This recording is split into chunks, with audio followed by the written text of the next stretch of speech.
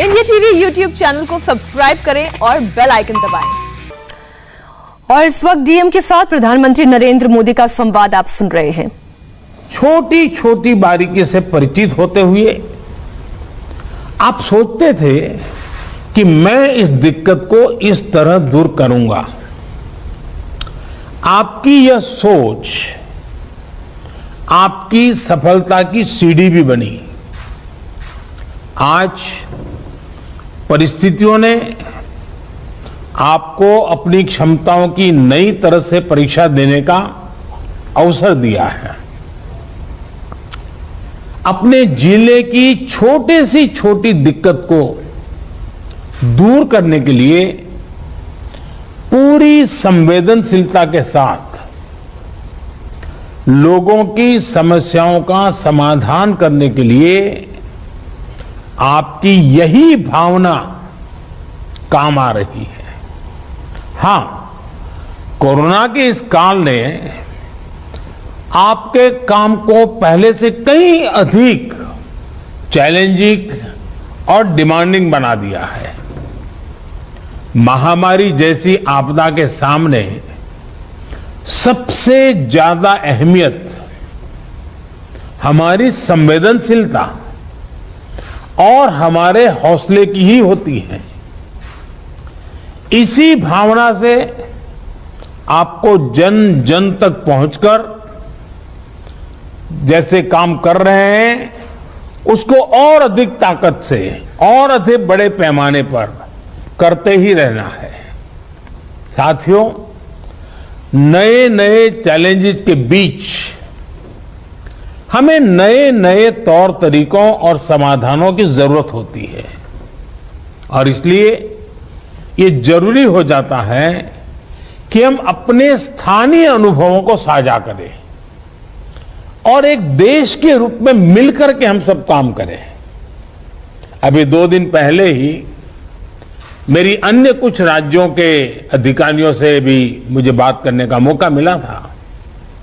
उस बैठक में अनेक सुझाव, अनेक समाधान अलग अलग जिलों के साथियों की तरफ से आए हैं।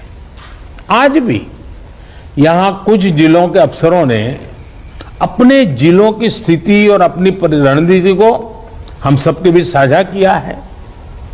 जब फील्ड पर मौजूद लोगों से बातचीत होती है तो ऐसी अभूतपूर्व परिस्थितियों से निपटने में बहुत अधिक मदद मिलती है।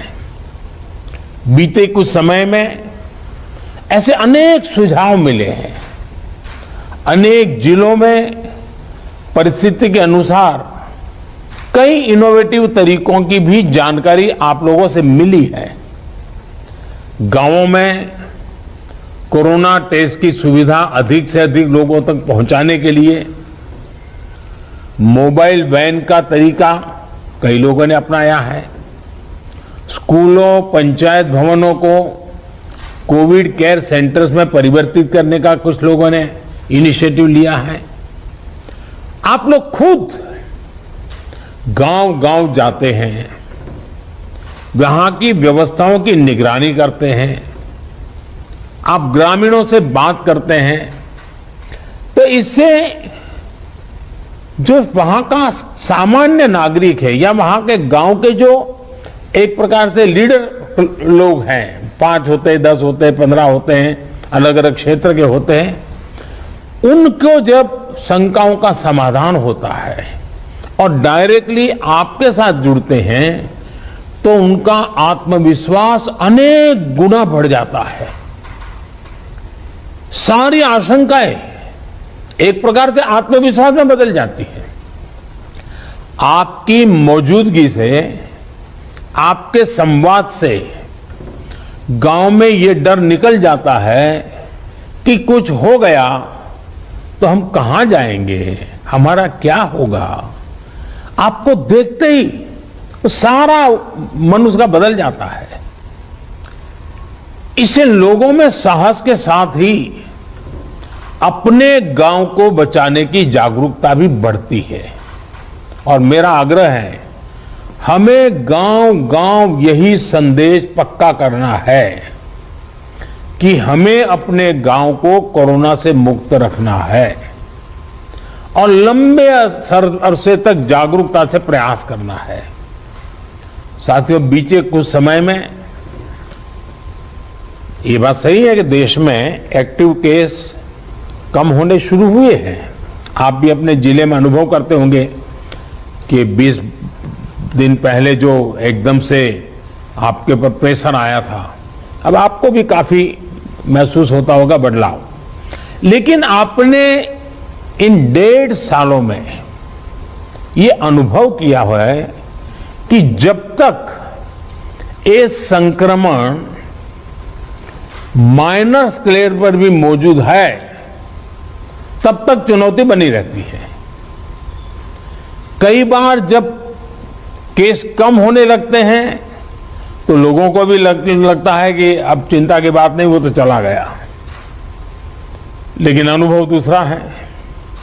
टेस्टिंग और डिस्टेंसिंग जैसे मेजर्स को लेकर लोगों में गंभीरता कम न हो, इसके लिए सरकारी तंत्र, सामाजिक संगठन, जनप्रतिनिधि, इन सबके बीच में एक सामूहिक जिम्मेवारी का भाव हमें पक्का करना होगा और प्रशासन की जिम्मेवारी और बढ़ जाती है। कोविड एप्रोप्रिएट बिहेवियर जैसे मास्क पहनना, हाथ धुलना, जब इनमें कोई कमी नहीं आती, आपके जिलों में, आपके जिलों के बाजारों में, गांवों में कम से कम होने के बाद भी लोग सभी दिशा निर्देशों का पालन करते हैं, तो ये कोरोना से लड़ाई में बहुत मदद करता है। स्थितियों पर लगातार नजर रखने से जिले के सारे प्रमुख विभागों, जैसे पुलिस का विभाग हो, साफ सफाई की बात हो, इन सारी व्यवस्थाओं का इनके बीच में बेहतर तालमेल और प्रभावी परिणाम स्वाभाविक रूप से निकलने लगते हैं। मुझे आपके कई जिलों से इस रणनीति पर काम करने के रिजल्ट्स की जानकारी मिलती रही है। इन जगहों पर आपने वाकई बड़ी संख्या में लोगों का जीवन बचाया है। साथियों, फील्ड में किए गए आपके कार्यों से, आपके अनुभवों और फीडबैक से ही प्रैक्टिकल और इफेक्टिव पॉलिसीज बनाने में मदद मिलती है।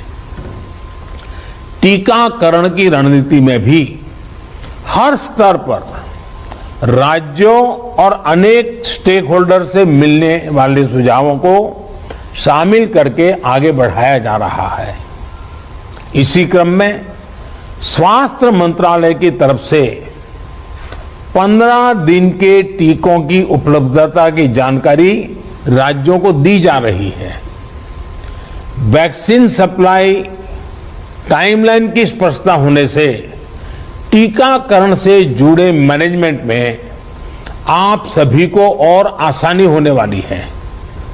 मुझे विश्वास है कि हर जिले और वैक्सीनेशन सेंटर के स्तर पर सप्लाई और सुदृढ़ होगी।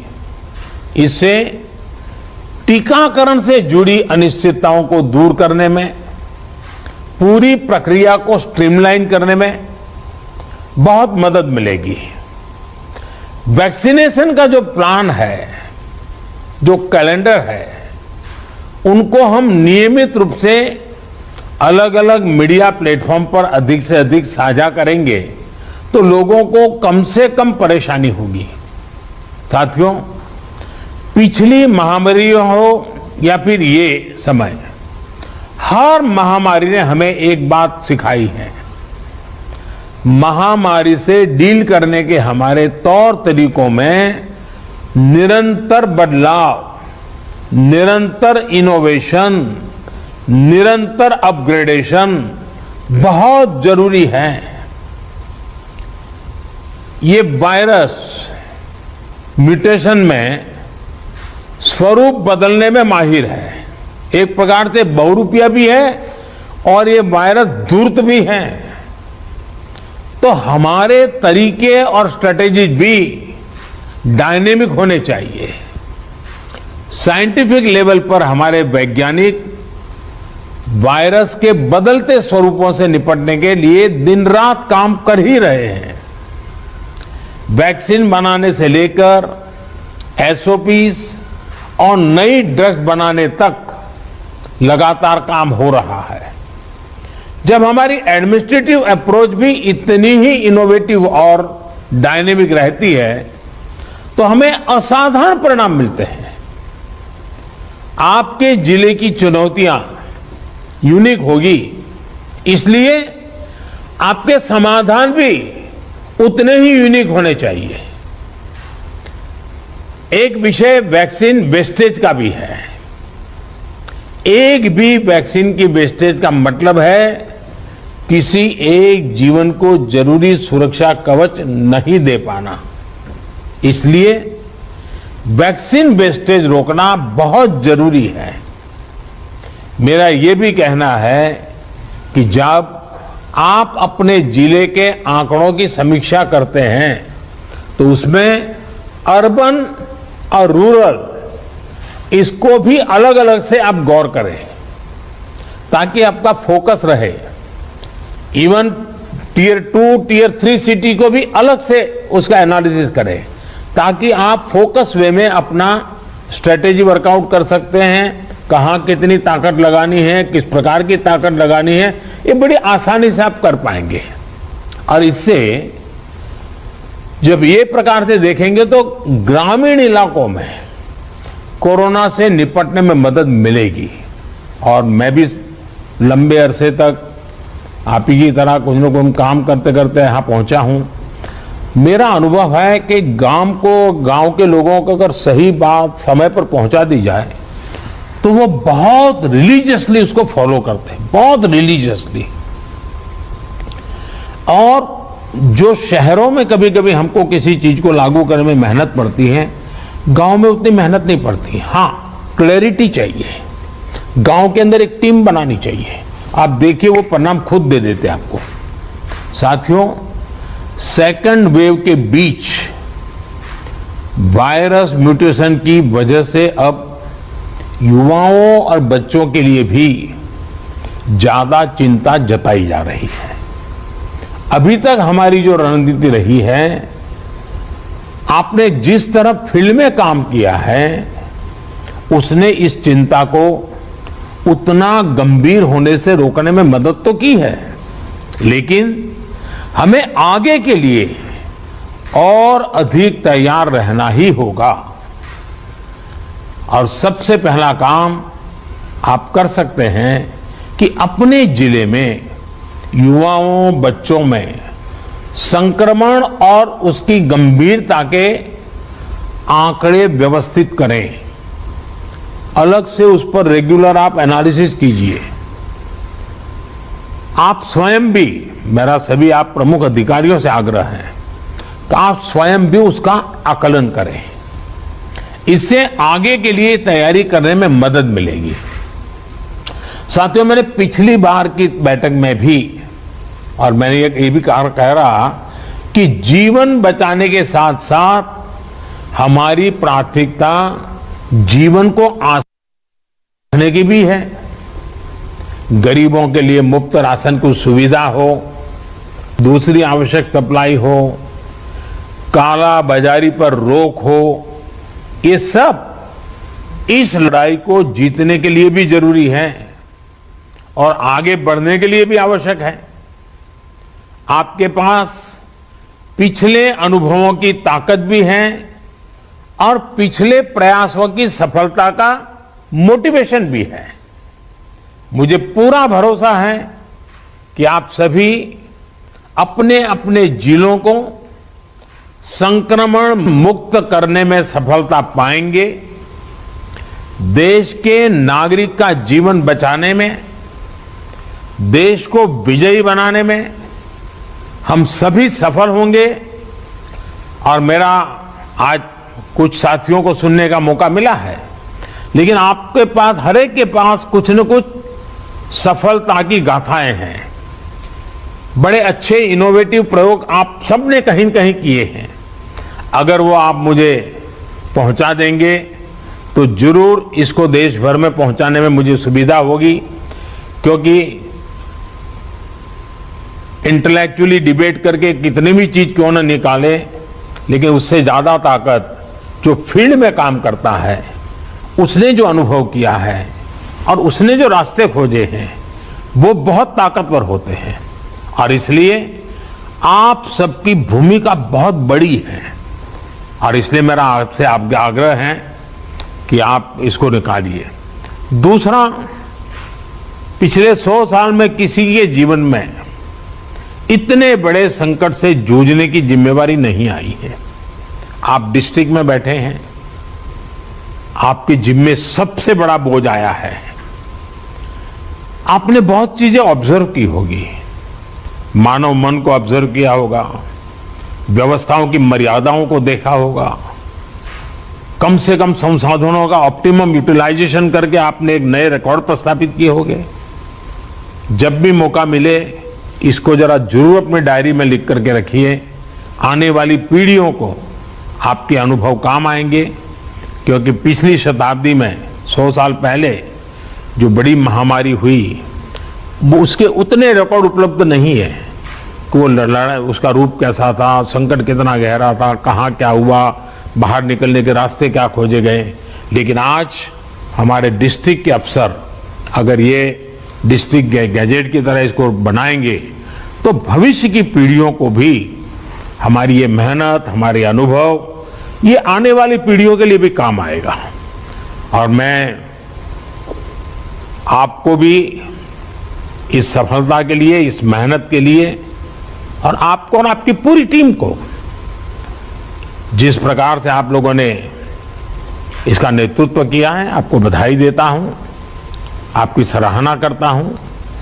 और मैं आशा करता हूं कि आप और अधिक सफलता प्राप्त करेंगे, तेजी से सफलता प्राप्त करेंगे, और जन सामान्य के अंदर विश्वास पैदा करेंगे। सामान्य मानवीय का विश्वास विजय की सबसे बड़ी जड़ी बूटी है, सबसे बड़ी जड़ी बूटी है। इससे बड़ी जड़ी बूटी नहीं हो सकती है, और ये काम आप आसानी से कर सकते हैं। आप स्वस्थ रहें, कार्य का बोझ आपको ज्यादा है, मैं अनुभव करता हूं। अब बारिश की सीजन आएगी तो और एक सीजनल जो प्रेशर रहता है वो तो बढ़ने ही वाला है, लेकिन इन सब के बीच भी आप स्वस्थ भी रहें, आपका परिवार स्वस्थ रहे, और आपका जिला जल्द से जल्द स्वस्थ हो, हर नागरिक स्वस्थ हो, ये आपकी कामना ईश्वर पूरी करे, आपका पुरुषार्थ पूरी करेगा। मेरी तरफ से आपको बहुत शुभकामनाएं, बहुत बहुत धन्यवाद।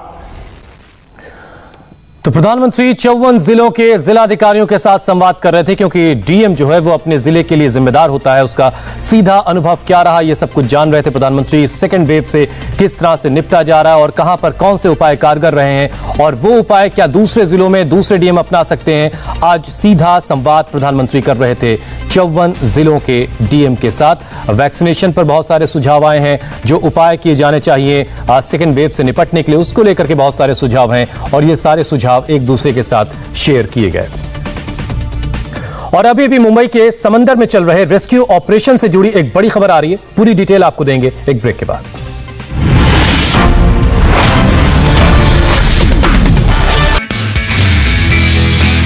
नमस्ते, मैं हूं मीनाक्षी जोशी। वीडियो और खबरों से अपडेट रहने के लिए India TV YouTube channel subscribe करें, बेल आइकन दबाना ना भूलें। जुड़े रहें इंडिया टीवी के साथ।